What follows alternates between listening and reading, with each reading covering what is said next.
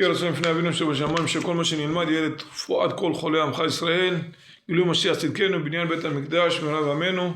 בעזרת השם היום נעסוק טיפה בעניין של סוף פרשת בשלח, ונעסוק יותר בעניין של ט"ו בשבט. אז כמו שאמרנו, בסוף פרשת בשלח יש עניין שהכוח של הגאולה שלנו תלוי במציאות שלנו, איך אנחנו בונים את המציאות הזאת, על ידי שמסתכלים בעין טובה. בן צריך לדעת להסתכל על כל יהודי בעין טובה. זה לא קל, כי בן אדם עומד מול אתגרים, הוא שכן, הוא עושה קצת בעיות, זה דיבר איתו לא יפה, כל זה מה שעוברים, אנחנו צריכים לדעת להסתכל בחלק הטוב שיש בבן אדם הזה. כל יהודי יש לו חלק טוב, שזה הנשמה, לכל יהודי בעולם, הנשמה שלו חוצבה מתחת לכיסא הכבוד. המעטפת החיצונית, זה הדברים שהיצר הרע יכול להשפיע עליהם, ולגרום לנו להיות כאלה או כאלה. אנחנו צריכים לדעת לבחור להיות טובים. אז כל אחד ואחד באמת, העין טובה הזאתי, ככה תורמים לנו חז"ל, שלום עליכם, בוקר טוב, שבוע טוב, ט"ו בשבט שמח שיהיה בעזרת השם.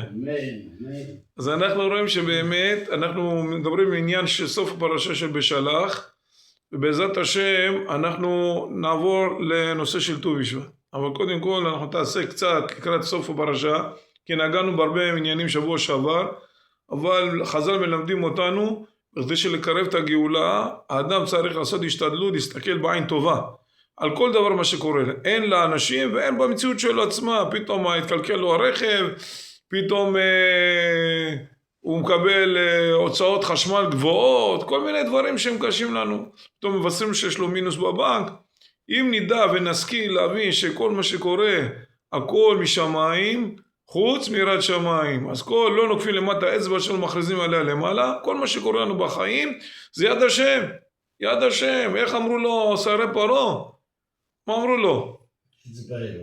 כי זה יד השם, זה לא הכשפים, זה לא ארון משה, מה זה? זה יד השם. אצבע אלוהים. אצבע אלוקים, כן, הם אמרו, נסו להפחית, אבל אמרו זה יד השם בסוף. אז בשביל להגיע לתובנה הזאת, לא חייבים צריך לקבל 10 מכות, כבר צריך בתובנות הפשוטות, שבאדם בייחוד עוסק בתורה, הם לא עסקו בתורה, אבל היה להם הרבה שכל, היו די חכמים של לקבל את התובנה הזאת, אבל בכל זאת בחרו ללכת אחרי ליבם, כי ככה אדם בדרך כלל הוא נוטה אחרי ליבו ולא אחרי שכלו. אז הלב מוביל את האדם, כי הם תארים אחרי העיניים, העיניים ססורים של הגוף, הם משדרים תשדורת ללב, והלב יש לו את המקום של התאווה, והוא תאר אחרי הלב שלו, ואז הוא מאבד את כל העולמות, גם את העולם הזה, גם את העולם הבא.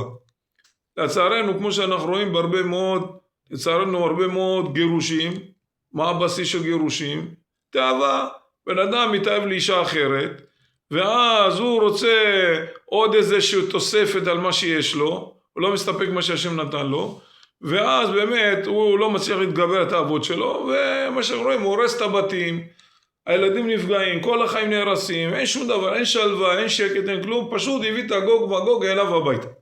לכן בן אדם ששולט על היצרים שלו ומתגבר בכוח של התורה, ודאי רק בכוח של התורה, שום דבר אחר, אין תרופה לדבר הזה, אלא אם כן בן אדם הוגה בתורה יומם ולילה, גם שמה אין אפוטרופוס לעריות, אמרו גם על תלמידי חכמים, שזה צריך הרבה מאוד תפילות לשם, שהוציא אותנו מהציפורניים של אותו דוב, שרצה לטרוף את יוסף, כן, האשת פוטיפר רצה לטרוף אותו, המחלפת 3 פעמים בגדים, רק בשביל להפיל את יוסף, ויוסף ברוך השם, זכה והתגבר וקיבל את המילה צדיק יסוד עולם.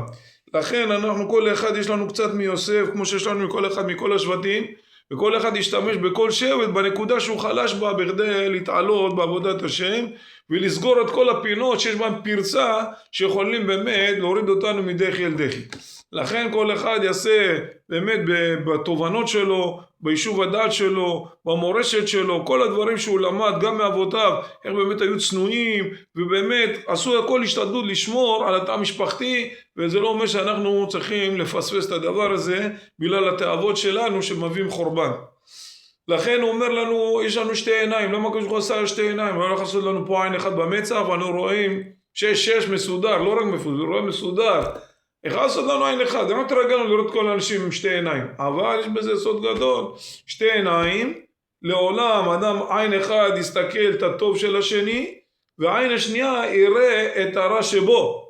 אז הוא יכול לסדר. אבל מה עושים אנשים? תמיד מסתמנים בעין אחד את הרע של השני, ועל העין השנייה הוא מסתכל שהוא טוב, הוא תמיד צדיק. הוא אומר לך, תהפוך את העיניים האלה. אתה צריך בעין אחד לראות את הטוב של השני, ואת העין השנייה לראות כמה שאתה פחות, את הרע שבך, ככה ממילא אתה תבוא לתיקון הנכון, בעזרת השם, אם נסתכל, נדע להשתמש במעלות והיתרונות של העיניים האלה, שיש להם הרבה מאוד דברים שלומדים מהם. ככה הוא כותב פה הרב, הסתכל על המעלות והיתרונות שבזולת, ואין בעין שמאל שהיא חלשה יותר, הסתכל בחסרונות של עצמו, וצריך לזהר שלא להחליף ביניהם ולחפש אחר יתרונות של עצמו, ואחר החסרונות של הזולת. כותב בזה, כותב רבי נחמן, דע כי צריך לדון את כל אדם לכף זכות, ואפילו מי שהוא רשע גמור, צריך לחפש למצוא בו איזה מעט טוב, שבאותו המעט אינו רשע, על ידי זה שמוצא בו מעט טוב, ודן אותו לכף זכות, על ידי זה מעלה אותו באמת לכף זכות. לכן כל בן אדם יתחיל להתאמן על זה כל הזמן, שאנחנו כבר רגילים ככה, כל הזמן אנחנו שופטים את כולם, להתאמן, להסתכל בעין החזקה שלנו את הטוב של השני, בעין החלשה את החסרונות שלנו. וכלל גדול מסרו בידינו חז"ל, שכל הפוסל במומו של החבר שלו, פוסל במומו שלו. בן אדם רואה עכשיו אדם עושה איזה משהו, הקדוש ברוך הוא הוכיחך לנגד עיניך. כל מה שאתה רואה בשני דברים פסולים, הוא עושה איתך חסד, הוא מראה לך את הדברים שלך, זה לא שלו, הוא סתם אובייקט מבחינתך, אתה רואה אותו דברים לא טובים, מראים לך את הדברים שלך.